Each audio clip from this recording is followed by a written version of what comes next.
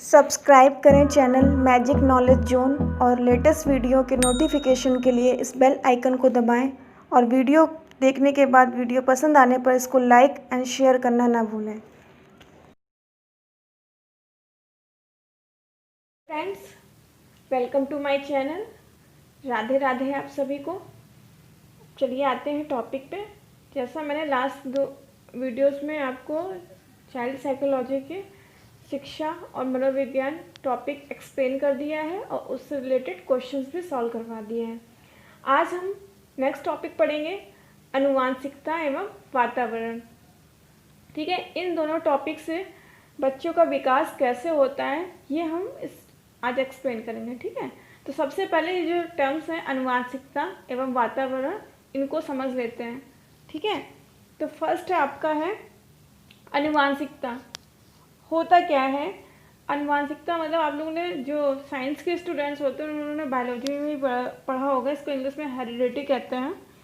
कि जो माता पिता से, ठीक है, जो फिजिकल और जेनेटिकल कैरेक्टर्स होते हैं, विशेषताएं होती हैं, वो बच्चों में जो ट्रांसफर है होते हैं, ठीक है, वही आपकी क्या कहलाती है? आनुवांशिकता। ठीक है, माता पिता या पूर्वजों की विशेषताएं या फिजिकल कैरेक्टर या जेनेटिकल कैरेक्टर्स जो बच्चों में ट्रांसफ़र हो रहे हैं, यही क्या आपके कहला रहे हैं? आनुवांशिकता। ठीक है, अब इसको हम लोग समझ लेते हैं। आनुवांशिकता से तात्पर्य क्या है? शारीरिक एवं मानसिक गुणों के संचरण से होता है। ठीक है, जो माता पिता से बच्चों में जीन्स के माध्यम से प्रवेश करता है। ओके, अब मैंने बताया, अभी मैं बताऊंगी आपको। ये आनुवांशिकता लिखा हुआ है, आपने कहीं कहीं पर वर्ड सुना होगा आनुवांशिकी। ठीक है, ये आनुवांशिकता है और ये आनुवांशिकी है। देखिए, दोनों वर्ड बहुत लोग एक ही समझते होंगे, पर दोनों में बहुत डिफरेंस होता है। आनुवांशिकी क्या होती है? जो आपके कैरेक्टर्स को एक जनरेशन से दूसरी ट्रांसफ़र कर रहे हैं। ठीक है, जैसे लाइक ए जीन। ओके, इसमें जो आपके ह्यूमन बींग्स में क्या होते हैं, न्यूक्लियस में क्रोमोसोम्स होता है, क्रोमोसोम्स में जीन्स प्रेजेंट होते हैं जो आपके जेनेटिक कैरेक्टर्स को ट्रांसफ़र करते हैं एक जनरेशन से दूसरे जनरेशन को। तो ये इसका अध्ययन जिसके अंदर करते हैं वो क्या कहलाती है? आपकी आनुवांशिकी। इसको इंग्लिश में हम लोग जेनेटिक्स कहते हैं। ठीक है, ये एक आपका सब्जेक्ट होता है। ठीक है, कि इसके अंदर आप सब कुछ पढ़ते हैं कि कैसे कैरेक्टर्स ट्रांसफ़र होते हैं। और इसका सबसे पहले आपको जो प्रयोग किया गया था उन्होंने मेंडल ने किया था, इस पे मटर पे। ठीक है, और इन्होंने ही आनुवांशिकी के नियम दिए गए थे कि कैसे कैरेक्टर्स एक जनरेशन से दूसरे जनरेशन में ट्रांसफ़र होते हैं। ठीक है, को फादर ऑफ जेनेटिक्स भी कहते हैं। एंड इसको जो मटर का आपका बायोलॉजिकल नेम है उसको बोलते हैं पाइसम सेटाइमम। ओके, इन्होंने अपने जितने भी प्रयोग होते हैं थे उन्होंने इसी पौधे पे किया था। ठीक है, एम लिखा हुआ पाइसम सेटाइमम में। ओके, कैसे जेनेटिक्स से कैरेक्टर्स ट्रांसफ़र होते हैं। ओके, ऐसे देखिए क्या होता है कि अब आप ये सोच रहे होंगे कि इसको बाल विकास में पढ़ने की क्या आवश्यकता है। इसमें ये ज़रूरी है कि आपको पता है कि माता और पिता, ठीक है, दोनों से जाइगोट के फॉर्मेशन के बाद ही एक न्यू बेबी का निर्माण होता है। तो ह्यूमन बींग्स में क्रोमोसोम्स कितने होते हैं? 46। कितने क्रोमोसोम्स होते हैं? 46। ओके, जिसमें से 23 मेल के और 23 फीमेल के होते हैं। ठीक है, इन्हीं के तो जो मेल के क्रोमोसोम्स होते हैं वो होते हैं, फीमेल लिखा हुआ है FN। ठीक है, वो XY होते हैं और फीमेल के क्रोमोसोम्स क्या होते हैं? XX से डिनोट करते हैं। ओके, तो अगर जाइगोट का जब फॉर्मेशन होता है उसमें अगर XY क्रोमोसोम गया तो वहाँ पर क्या होगा, बॉय, ठीक है। जो बेबी होगा वो लड़का होगा। और अगर जाइगोट का फॉर्मेशन XX से हो रहा है तो वहाँ पर लड़की का फॉर्मेशन मतलब गर्ल्स का फॉर्मेशन हो रहा है।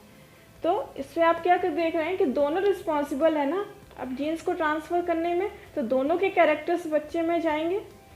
तो वो कैरेक्टर्स आपके फिजिकल कैरेक्टर्स भी हो सकते हैं, जो आप लोग बोलते हैं इनके मम्मी पापा बहुत तेज़ थे इसलिए बच्चे भी तेज हैं, इनका IQ लेवल अच्छा है, तो वो कैरेक्टर्स बच्चों में ट्रांसफ़र होते रहते हैं, ठीक है। और यही कैरेक्टर्स बच्चों में विकास का एक क्या बनते हैं, कारण ही बनते हैं। अब इस पर देखिए, आपने नेक्स्ट टॉपिक है वातावरण।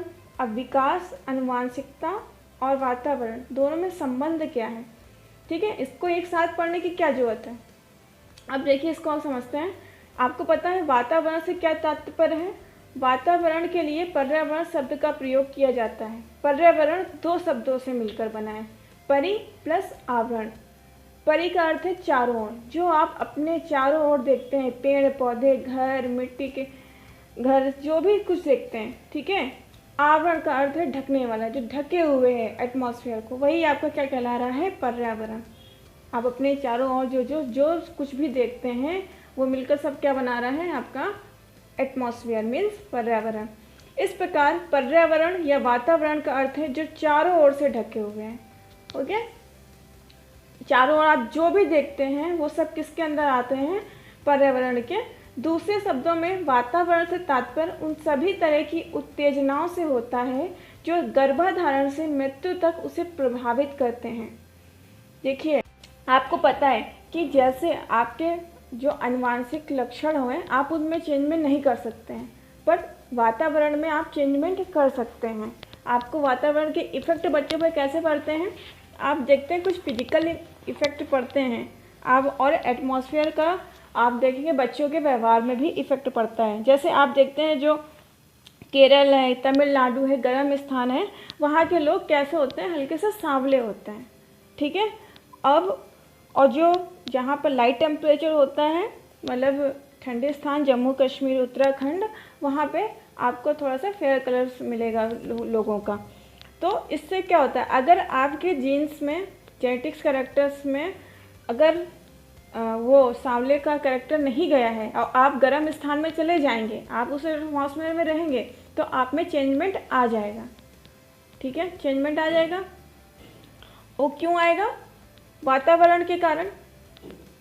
तो इसका इफेक्ट पड़ रहा है ना, तो जीन्स को हमने चेंजमेंट नहीं किया, हमारे वातावरण के चेंजमेंट के कारण हम पे इफेक्ट आया। अब बच्चों के व्यवहार में कैसे इफेक्ट डालता है, अब सपोज करिए बच्चा पढ़ने में बहुत अच्छा है, उसके जीन्स में जो IQ लेवल माता पिता से गया है वो बहुत अच्छा गया हुआ है, ठीक है, कैरेक्टर्स गया है। अब बच्चे ऐसे एटमॉस्फेयर में रह रहा है जहाँ पर उसकी खेलने में रुचि, यहाँ पर सारे लोग क्या कर रहे हैं, खेलते हैं, 24 घंटे खेलते हैं, तो उसकी रुचि किस में सबसे ज़्यादा होगी, खेलने में, ठीक है। वो पढ़ाई से रुचि हटाकर किस पे जाएगा, खेल में रुचि रखेगा, तो उसका जो पढ़ाई से इंटरेस्ट क्या होगा, कम होता जाएगा, तो वो पढ़ाई में क्या हो जाएगा, कमज़ोर हो जाएगा, तो उसके विकास में इफेक्ट पड़ रहा है। तो वातावरण का ज़्यादा इफेक्ट पड़ रहा है या आनुवांशिकी का ज़्यादा इफेक्ट पड़ रहा है, आनुवांशिकता वहाँ पर ज़्यादा इफेक्ट नहीं कर रही, कि कौन इफेक्ट कर रहा है, वातावरण कर रहा है। और बच्चे के व्यवहार में कैसे इफेक्ट डालेगा, अगर वहाँ के एटमॉस्फेयर में लोग गलत शब्द यूज़ कर रहे हैं, गाली गलौज कर रहे हैं, तो वो ऑब्वियस सी बात है वो भी उस चीज़ को सीखेगा, क्योंकि वो उसी को बार बार रिपीट करता है, उसी को देखता है। क्योंकि मैंने पहले लेक्चर में जब मनोविज्ञान बताया कि बच्चा सोशल में होकर ज़्यादा सीखता है, ठीक है, एटमॉस्फेयर में। तो वो सोशल में अगर जो लोग चारों तरफ उसका एटमॉस्फेयर ऐसा बना दिया गया है जहाँ पर उसको अच्छी चीज़ें नहीं ले रहा है वो, ठीक है, सब चीज़ उसको निगेटिव चीज़ें ही आपको वहाँ से ग्रहण कर रहा है, जैसे गाली गलौज करना और लोगों से लड़ना झगड़ना, ये सब क्या चीज़ें हैं। तो ये सब बच्चे के विकास पे गलत इफेक्ट डालती हैं, ठीक है। बच्चे के विकास में एक जो उसकी उम्र है बाल्यावस्था शैशवावस्था, तो हर एज में क्या करना है ये आपने तो पता ही होगा ना। तो अगर वो बाल्यावस्था से किशोरावस्था की अवस्था में जा रहा है तो उस पर क्या चेंजमेंट होने चाहिए, उसको क्या क्या फैसिलिटीज़ देनी चाहिए और उसको किस वातावरण में रखना चाहिए जिससे उसका विकास अच्छा हो, ठीक है। तो इससे ये क्या करता है, तो इसमें यही बताया गया है कि उत्तेजनाओं से होता है जो गर्भाधारण से मृत्यु तक उसे प्रभावित करती है, क्योंकि वातावरण में आप हमेशा रहेंगे जब तक आप इस पृथ्वी को नहीं छोड़ देंगे। जब आप मर जाएंगे तो आपको वहाँ पर कोई वातावरण नहीं मिलेगा, ठीक है, तब आप पे उस पर कोई इफेक्ट नहीं पड़ने वाला है। पर जब तक जिंदा रहेंगे तो आप एक एटमॉस्फेयर में अपनी लाइफ सर्वाइव करेंगे, जिससे आप अच्छी और बुरी चीज़ें दोनों चीज़ें ले सकते हैं। ज़रूरी नहीं है कि आप बुरे वातावरण से बुरी चीज़ें लेंगे, तो आप अच्छे वातावरण से अच्छी चीज़ें लेंगे। अगर 10 लोग वहाँ पर बैठ के पढ़ रहे हैं और 2 लोग खेल रहे हैं, तो कुछ देर बाद वो भी यही सोचेंगे कि हमें भी पढ़ लेना चाहिए, क्योंकि 1 या 2 लोगों को खेलने में मन नहीं लगता है, ठीक है। तो वही सब चीज़। और दूसरा जो पढ़ रहा होगा तो वो उसको यही फोर्स करेगा कि तुम भी आकर पढ़ो। अगर 8 लोग पढ़ रहे हैं और 2 लोग खेले तो वो ये कहेंगे तुम भी आके खेलो। तो जिसकी आपका नंबर ऑफ पीपल्स ज़्यादा फोर्स करेंगे तो आप उस चीज़ को ज़्यादा करेंगे ना, ठीक है। तो इससे समझ रहे हैं ना कि कैसे बच्चे की आनुवंशिकता और वातावरण पर विकास का इफेक्ट पड़ रहा है। हम ये टॉपिक क्यों चाइल्ड साइकोलॉजी में पढ़ रहे हैं, ये क्लियर हो गया। इससे 5-6 क्वेश्चंस पूछे जाते हैं हर एग्जाम्स में। कोई भी उद्दीपन या घटना व्यक्ति के मनोवैज्ञानिक वातावरण में तभी सम्मिलित मानी जाती है जब व्यक्ति को प्रभावित करे।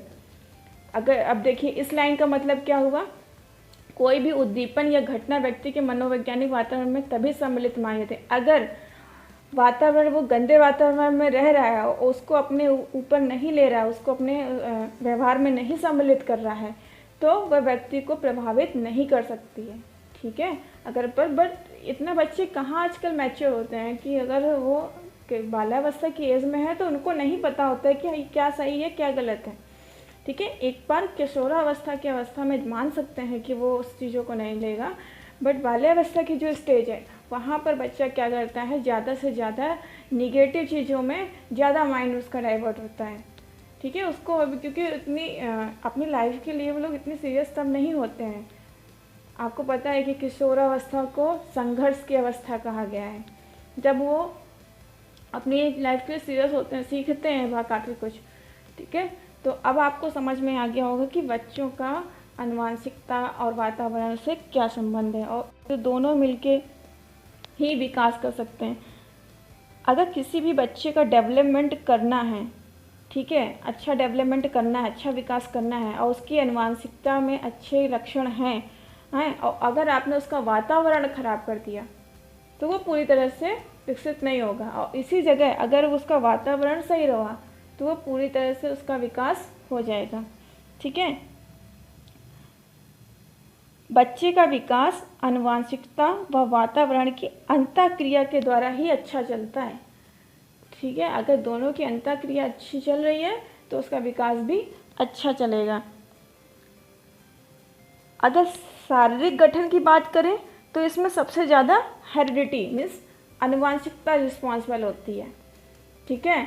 आँखें, नाक, कान, जो आपका फिजिकल कैरेक्टर में आनुवंशिकता ही, क्योंकि आप ही देखते हैं अगर मम्मी के आइज़ ब्राउन होते हैं तो कुछ बच्चों की आइज़ ब्राउन चली जाती है, तो कुछ के क्या होता है दादा दादी के कैरेक्टर्स आ जाते हैं। तो फिजिकल कैरेक्टर्स जो डिपेंड करते हैं वो पेरेंट्स पे डिपेंड करते हैं, ठीक है। और जो बिहेवियर है वो आपका 92% किस पे डिपेंड करता है, एटमॉस्फेयर पे, ठीक है। अब घर एटमॉस्फेयर कहीं का भी हो सकता है, ज़रूरी नहीं आप बाहर जाके, आप घर का ही अगर माहौल नहीं अच्छा है तो भी बच्चा आपका कुछ अच्छा ग्रहण नहीं करेगा। अगर घर में ही सब एक दूसरे पे लड़ते हैं, झगड़ते हैं, चिल्लाते हैं, तो बच्चा भी वही चीज़ को ग्रहण करेगा, वही चीज़ सुनेगा, ठीक है। और जो शब्द आप बोलते हैं तो कल वो विद्यालय में जाएगा, वो अपने लोगों के बीच में जाएगा तो वो भी वो वही शब्दों का यूज करेगा, ठीक है। इससे आप ये कन्फर्म क्लियर हो गया है कि बच्चों के विकास के लिए आनुवंशिकता और वातावरण दोनों ही जरूरी हैं। देखिए क्या होता है कि आपने देखा होगा कि बहुत से इसमें कॉम्पिटिटिव एग्जाम्स में क्वेश्चंस पूछते हैं, घुमा के ऐसे ही पूछते हैं विकास के लिए क्या जरूरी है, तो कोई एक ऑप्शन दे देते हैं, तो वहाँ पर जहाँ पर आनुवंशिकता और वातावरण दोनों होगा वही करेक्ट ऑप्शन माना जाएगा, क्योंकि आनुवंशिकता को स्थिर सामाजिक संरचना कहा जाता है, ठीक है। स्थिर मतलब इस पर कोई चेंजमेंट नहीं कर सकते हैं, जो वातावरण है उस पर चेंजमेंट आप कर सकते हैं, पर इसको आनुवंशिकता को, ये क्वेश्चन में पूछा जाता है कि स्थिर सामाजिक संरचना किसको माना जाता है, आनुवंशिकता को, वातावरण को, तो आपको क्या ऑप्शन होगा, आनुवंशिकता को। वातावरण को आप चेंज कर सकते हैं, ठीक है। शिक्षा के लिए वातावरण अच्छा भी हो सकता है, उसको अच्छी जगह पे भेज दीजिए, ठीक है, जहाँ पर अच्छे स्कूल आप प्रोवाइड कर देंगे, ठीक है। और बच्चों को ऐसा वातावरण रहेगा जहाँ खेलते ज़्यादा रहेंगे तो लोग बच्चे कभी भी पढ़ाई में रुचि नहीं लेंगे, ठीक है। आई होप कि इतना आपको क्लियर हो गया होगा कि कैसे आनुवंशिकता और वातावरण या पर्यावरण बच्चों के विकास पर प्रभाव डालते हैं। ओके, अब इससे रिलेटेड जो इम्पोर्टेंट क्वेश्चंस हैं वो देख लेते हैं, ठीक है। फर्स्ट है, अभी मैंने बताया था, ग्रेगर जॉन मेंडल कहाँ के निवासी थे? ऑस्ट्रिया के। ओके, नेक्स्ट क्वेश्चन है, मतलब नेक्स्ट है, ग्रेगर जॉन मेंडल आनुवंशिकी का सिद्धांत किस पौधे पर खोज की? उद्यान मटर, ये मैंने अभी आपको बताया था, जिसका बोटेनिकल नेम था Pisum sativum. Next one is, लड़कियों की तुलना में लड़कों का जन्म अधिक क्यों होता है? Due to the Y chromosome, सूत्र हल्का होने के कारण। ये मैंने बताया था कि एक्स वाई आपको जो फादर से क्रोमोसोम्स मिलते हैं और एक्स एक्स मदर से मिलते हैं, ठीक है। जो आपका जो रिस्पॉन्सिबल कौन होगा? Y chromosome. विकासवादी सिद्धांत का समर्थक था कौन था? लैमार्क। वंशानुगत सिद्धांत का जनक था ग्रेगर जॉन मेंडल। बीज में वृक्ष बनने की संभावना रहती है, लेकिन वातावरण के आधार पर उसका विकास का स्तर निश्चित होता है। किसका मत है? वुडवर्ड। ये देखिए, ये वैसे ही बीज में वृक्ष बनने की संभावना रहती है। अब हमें पता है कि बीज से वृक्ष का निर्माण होता है, पर उसको वातावरण में अच्छा पानी और अच्छी धूप जो उसको ज़रूरत है वो नहीं मिलेगा तो उसका विकास नहीं होगा। ये एक अच्छा एग्जाम्पल दिया हुआ है, ठीक है, कि आपको जैसे बच्चों के डेवलपमेंट में है तो वैसे आप प्लांट्स के डेवलपमेंट के एग्जाम्पल में समझ सकते हैं कि सपोज करिए आपको चने का पौधा बनाना है, चने का आपने बीज ले लिया और आपको पता है कि चने के बीज से पौधे का निर्माण होता है, पर आपने उसको समय समय पर पानी और अच्छा एटमॉस्फेयर नहीं प्रोवाइड किया जो उसको नीड है डेवलपमेंट करने के लिए, तो उसका विकास नहीं होगा, ठीक है। ओके गाइस, आप लोग को आई होप कि आप लोग को ये सब क्लियर हो गया होगा, ठीक है। नेक्स्ट वीडियो में इससे रिलेटेड जितने भी क्वेश्चंस हैं मैं वो सॉल्व करवाऊंगी। Thanks for watching video.